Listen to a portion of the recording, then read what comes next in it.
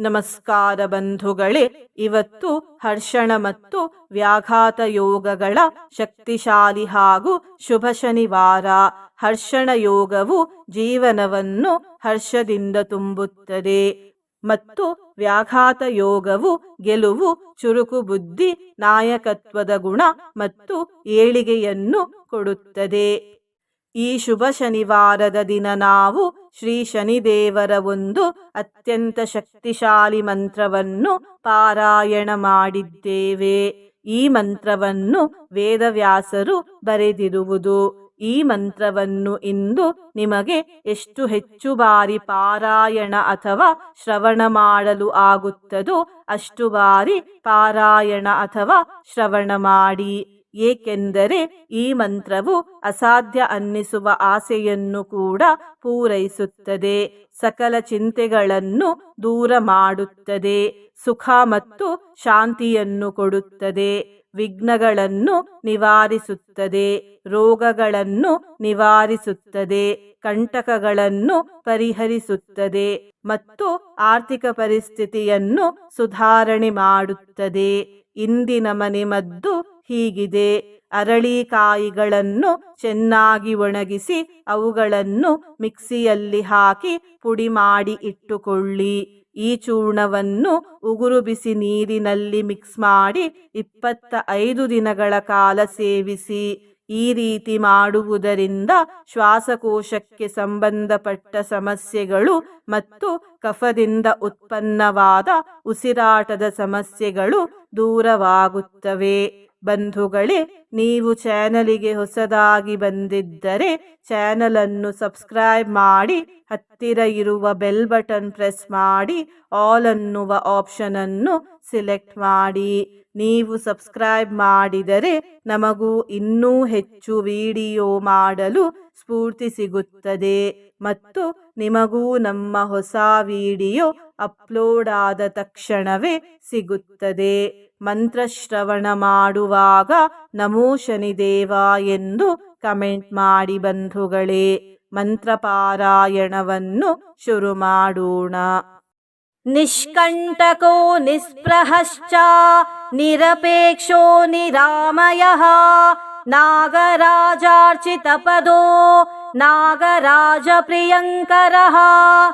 ನಿಷ್ಕಂಟಕೋ ನಿಸ್ಪೃಹಶ್ಚ ನಿರಪೇಕ್ಷೋ ನಿರಾಮಯಃ ನಾಗರಾಜಾರ್ಚಿತಪದೋ ನಾಗರಾಜ ಪ್ರಿಯಂಕರಃ. ನಿಷ್ಕಂಟಕೋ ನಿಸ್ಪೃಹಶ್ಚ ನಿರಪೇಕ್ಷೋ ನಿರಾಮಯಃ ನಾಗರಾಜಾರ್ಚಿತಪದೋ ನಾಗರಾಜ ಪ್ರಿಯಂಕರಃ. ನಿಷ್ಕಂಟಕೋ ನಿಸ್ಪೃಹಶ್ಚ ನಿರಪೇಕ್ಷೋ ನಿರಾಮಯಃ ನಾಗರಾಜಾರ್ಚಿತಪದೋ ನಾಗರಾಜ ಪ್ರಿಯಂಕರಃ. ನಿಷ್ಕಂಟಕೋ ನಿಸ್ಪೃಹಶ್ಚ ನಿರಪೇಕ್ಷೋ ನಿರಾಮಯಃ ನಾಗರಾಜಾರ್ಚಿತಪದೋ ನಾಗರಾಜ ಪ್ರಿಯಂಕರಃ. ನಿಷ್ಕಂಟಕೋ ನಿಸ್ಪೃಹಶ್ಚ ನಿರಪೇಕ್ಷೋ ನಿರಾಮಯಃ ನಾಗರಾಜಾರ್ಚಿತಪದೋ ನಾಗರಾಜ ಪ್ರಿಯಂಕರಃ. ನಿಷ್ಕಂಟಕೋ ನಿಸ್ಪೃಹಶ್ಚ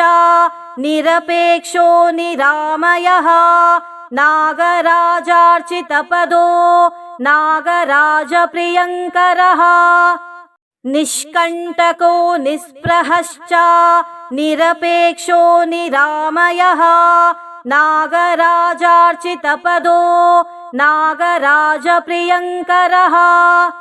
ನಿಷ್ಕಂಟಕೋ ನಿಸ್ಪೃಹಶ್ಚ ನಿರಪೇಕ್ಷೋ ನಿರಾಮಯಃ ನಾಗರಾಜಾರ್ಚಿತಪದೋ ನಾಗರಾಜ ಪ್ರಿಯಂಕರಃ. ನಿಷ್ಕಂಟಕೋ ನಿಸ್ಪೃಹಶ್ಚ ನಿರಪೇಕ್ಷೋ ನಿರಾಮಯಃ ನಾಗರಾಜಾರ್ಚಿತಪದೋ ನಾಗರಾಜ ಪ್ರಿಯಂಕರಃ. ನಿಷ್ಕಂಟಕೋ ನಿಸ್ಪೃಹಶ್ಚ ನಿರಪೇಕ್ಷೋ ನಿರಾಮಯಃ ನಾಗರಾಜಾರ್ಚಿತಪದೋ ನಾಗರಾಜ ಪ್ರಿಯಂಕರಃ. निष्कण्टको निःस्पृहश्च निरपेक्षो निरामयः नागराजार्चितपदो नागराजप्रियङ्करः निष्कण्टको निःस्पृहश्च निरपेक्षो निरामयः नागराजार्चितपदो नागराजप्रियङ्करः निष्कण्टको निःस्पृहश्च निरपेक्षो निरामयः नागराजार्चितपदो नागराजप्रियङ्करः निष्कण्टको निःस्पृहश्च निरपेक्षो निरामयः नागराजार्चितपदो नागराजप्रियङ्करः निष्कण्टको निःस्पृहश्च निरपेक्षो निरामयः नागराजार्चितपदो नागराजप्रियङ्करः निष्कण्टको निःस्पृहश्च निरपेक्षो निरामयः नागराजार्चितपदो नागराजप्रियङ्करः निष्कण्टको निःस्पृहश्च निरपेक्षो निरामयः नागराजार्चितपदो नागराजप्रियङ्करः निष्कण्टको निःस्पृहश्च निरपेक्षो निरामयः नागराजार्चितपदो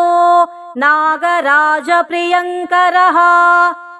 निष्कण्टको निःस्पृहश्च निरपेक्षो निरामयः नागराजार्चितपदो नागराजप्रियङ्करः निष्कण्टको निःस्पृहश्च निरपेक्षो निरामयः नागराजार्चितपदो नागराजप्रियङ्करः निष्कण्टको निःस्पृहश्च निरपेक्षो निरामयः नागराजार्चितपदो नागराजप्रियङ्करः निष्कण्टको निःस्पृहश्च निरपेक्षो निरामयः नागराजार्चितपदो नागराजप्रियङ्करः निष्कण्टको निःस्पृहश्च निरपेक्षो निरामयः नागराजार्चितपदो नागराजप्रियङ्करः निष्कण्टको निःस्पृहश्च निरपेक्षो निरामयः नागराजार्चितपदो नागराजप्रियङ्करः निष्कण्टको निःस्पृहश्च निरपेक्षो निरामयः नागराजार्चितपदो नागराजप्रियङ्करः निष्कण्टको निःस्पृहश्च निरपेक्षो निरामयः नागराजार्चितपदो नागराजप्रियङ्करः निष्कण्टको निःस्पृहश्च निरपेक्षो निरामयः नागराजार्चितपदो नागराजप्रियङ्करः निष्कण्टको निःस्पृहश्च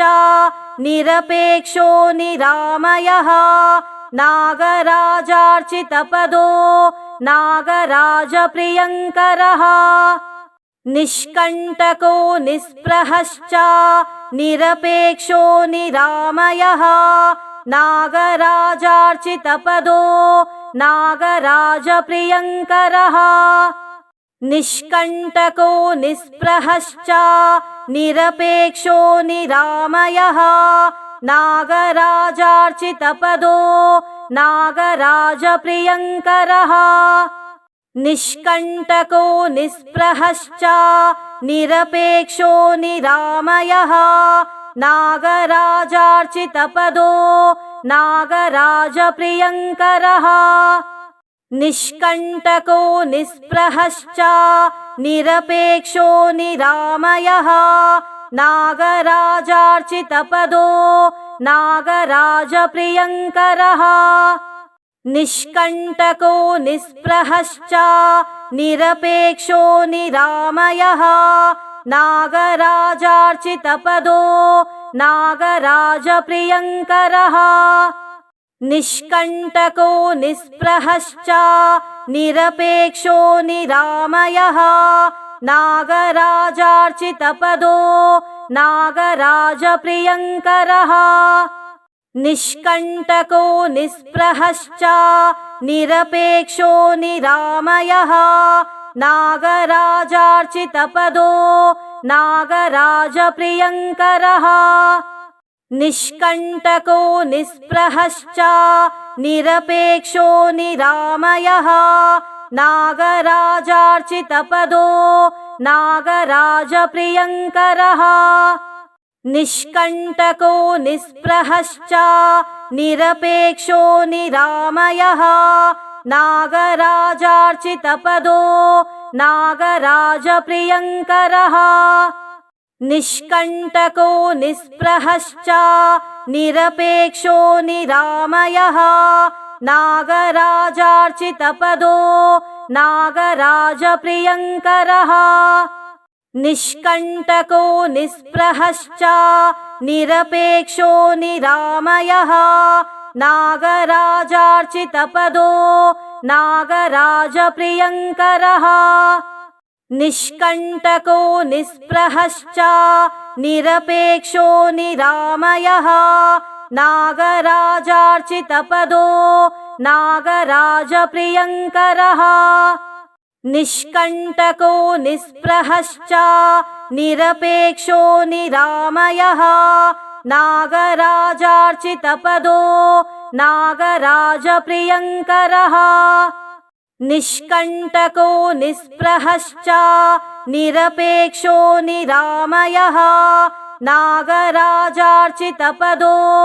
नागराजप्रियङ्करः निष्कण्टको निःस्पृहश्च निरपेक्षो निरामयः नागराजार्चितपदो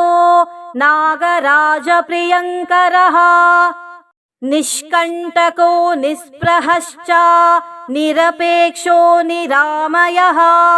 नागराजार्चितपदो नागराजप्रियङ्करः निष्कण्टको निःस्पृहश्च निरपेक्षो निरामयः नागराजार्चितपदो नागराजप्रियङ्करः निष्कण्टको निःस्पृहश्च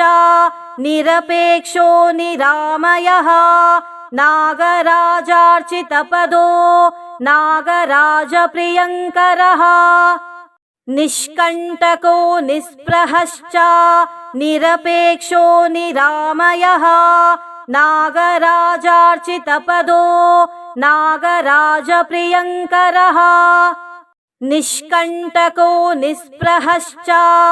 निरपेक्षो निरामयः नागराजार्चितपदो नागराजप्रियङ्करः निष्कण्टको निःस्पृहश्च निरपेक्षो निरामयः नागराजार्चितपदो नागराजप्रियङ्करः निष्कण्टको निःस्पृहश्च निरपेक्षो निरामयः नागराजार्चितपदो नागराजप्रियङ्करः निष्कण्टको निःस्पृहश्च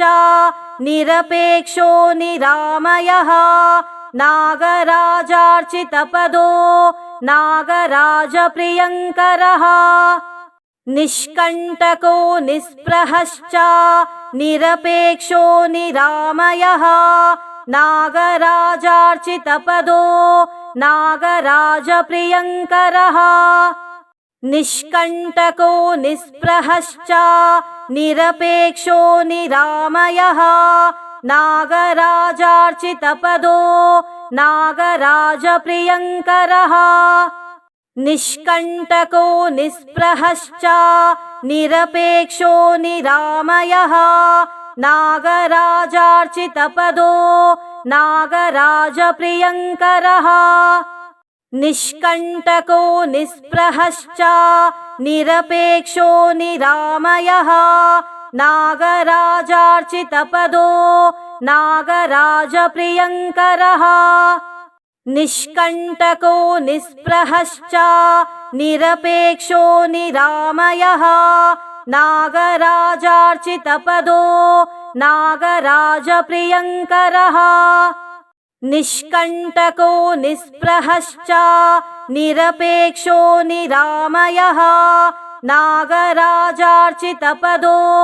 नागराजप्रियङ्करः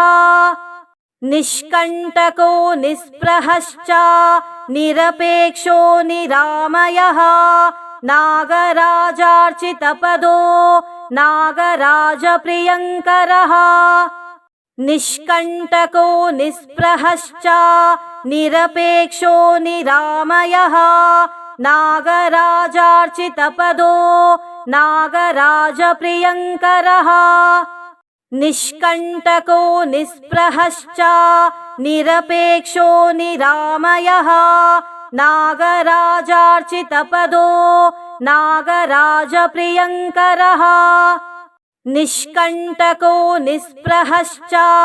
निरपेक्षो निरामयः नागराजार्चितपदो नागराजप्रियङ्करः निष्कण्टको निःस्पृहश्च निरपेक्षो निरामयः नागराजार्चितपदो नागराजप्रियङ्करः निष्कण्टको निःस्पृहश्च निरपेक्षो निरामयः नागराजार्चितपदो नागराजप्रियङ्करः निष्कण्टको निःस्पृहश्च निरपेक्षो निरामयः नागराजार्चितपदो नागराजप्रियङ्करः निष्कण्टको निःस्पृहश्च निरपेक्षो निरामयः नागराजार्चितपदो नागराजप्रियङ्करः निष्कण्टको निःस्पृहश्च निरपेक्षो निरामयः नागराजार्चितपदो नागराजप्रियङ्करः निष्कण्टको निःस्पृहश्च निरपेक्षो निरामयः नागराजार्चितपदो नागराजप्रियङ्करः निष्कण्टको निःस्पृहश्च निरपेक्षो निरामयः नागराजार्चितपदो नागराजप्रियङ्करः निष्कण्टको निःस्पृहश्च निरपेक्षो निरामयः नागराजार्चितपदो नागराजप्रियङ्करः निष्कण्टको निःस्पृहश्च निरपेक्षो निरामयः नागराजार्चितपदो नागराजप्रियङ्करः निष्कण्टको निःस्पृहश्च निरपेक्षो निरामयः नागराजार्चितपदो नागराजप्रियङ्करः निष्कण्टको निःस्पृहश्च निरपेक्षो निरामयः नागराजार्चितपदो नागराजप्रियङ्करः निष्कण्टको निःस्पृहश्च निरपेक्षो निरामयः नागराजार्चितपदो नागराजप्रियङ्करः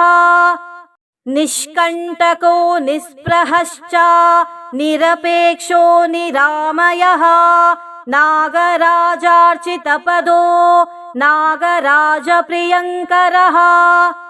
निष्कण्टको निःस्पृहश्च निरपेक्षो निरामयः नागराजार्चितपदो नागराजप्रियङ्करः निष्कण्टको निःस्पृहश्च निरपेक्षो निरामयः नागराजार्चितपदो नागराजप्रियङ्करः निष्कण्टको निःस्पृहश्च निरपेक्षो निरामयः नागराजार्चितपदो नागराजप्रियङ्करः निष्कण्टको निःस्पृहश्च निरपेक्षो निरामयः नागराजार्चितपदो नागराजप्रियङ्करः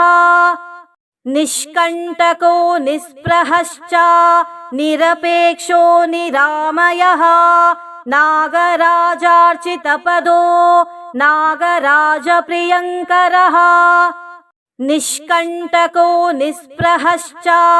निरपेक्षो निरामयः नागराजार्चितपदो नागराजप्रियङ्करः निष्कण्टको निःस्पृहश्च निरपेक्षो निरामयः नागराजार्चितपदो नागराजप्रियङ्करः निष्कण्टको निःस्पृहश्च निरपेक्षो निरामयः नागराजार्चितपदो नागराजप्रियङ्करः निष्कण्टको निःस्पृहश्च निरपेक्षो निरामयः नागराजार्चितपदो नागराजप्रियङ्करः निष्कण्टको निःस्पृहश्च निरपेक्षो निरामयः नागराजार्चितपदो नागराजप्रियङ्करः निष्कण्टको निःस्पृहश्च निरपेक्षो निरामयः नागराजार्चितपदो नागराजप्रियङ्करः निष्कण्टको निःस्पृहश्च निरपेक्षो निरामयः नागराजार्चितपदो नागराजप्रियङ्करः निष्कण्टको निःस्पृहश्च निरपेक्षो निरामयः नागराजार्चितपदो नागराजप्रियङ्करः निष्कण्टको निःस्पृहश्च निरपेक्षो निरामयः नागराजार्चितपदो नागराजप्रियङ्करः निष्कण्टको निःस्पृहश्च निरपेक्षो निरामयः नागराजार्चितपदो